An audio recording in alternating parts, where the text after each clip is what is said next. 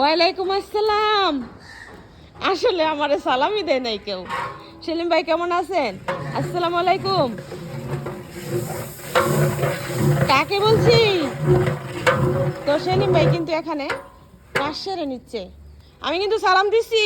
আমি জব দিছি। শোনা যায় নাই জব নাকি দিছি। কান বন্ধ হয়ে গেছে? না, জব শীত বেশি, ঠান্ডা লাগছে। শেরপুর তো আমি কিন্তু অন্যরকম। শেরপুর শুধু না, সব জায়গায়। তবে যাই হোক, আমি মজা করতে ভীষণ ভালোবাসি। আমার বন্ধুরা সেটা বুঝে নেবে কেমন। তো সেলিম ভাই এখানে আমাদের সবার জন্য কি করে খিচুড়ি রান্না করবে, পাতলা খিচুড়ি, মানে সবজি দিয়ে খিচুড়ি রান্না করছে। তো মাত্র শুরু করছে। তেজপাতাগুলো দিয়েছে, ওই যে ডাল সুদ্ধা দিয়েছে, ওগুলো একটু বেছে নিবে না? দেখছো খালা, তোমারে বললেও তো সেটা করতা, তাই না?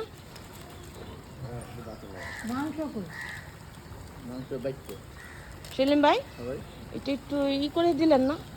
এখানে দেখি ডালপালা সহ দিচ্ছে, মানে বেশি মজা হবে তাই। গরু মাংস দিব না? হ্যাঁ, আর গরু মাংস যেটু পাতিলেই খাই ফেলাইব, মানুষ আর কোনো মানে বাগে পাইব না। পাতিলে দিলে হ্যাঁ, হাঁড়ি খাই ফেলাইব। তবে যাই হোক, মাংসের সাথে কোনো কথা নাই। তো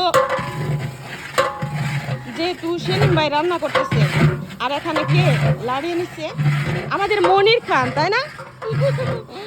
আর এখানে আমার খালা আছে।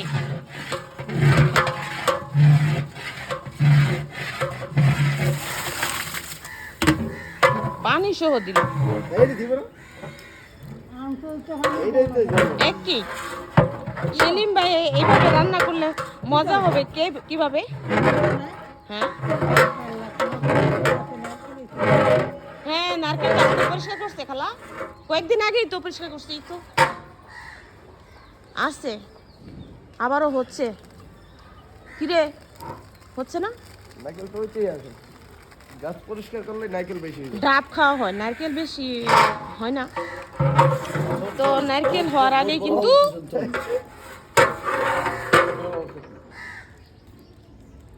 ডাব পাড়া হয়।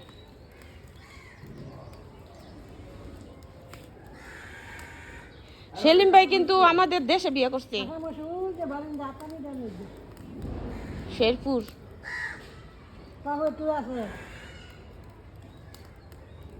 তো শীতের দিন যেহেতু, তাই না?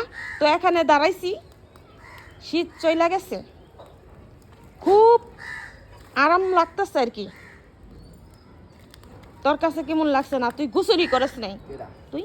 আমি গোসল করতে এই দুপুরে একটু হুইছিলাম, হুইছি আর কয় টাঙ্কির পানি নাই, ঘুমে তো উঠে পড়ায় পরে এদিকে আমি ম্যাডাম মনে করলো আসরে মার্গের সময় ইয়া আল্লাহ টাঙ্কি পানি ছাড়ছুস, পানি তো এখন জাল দে।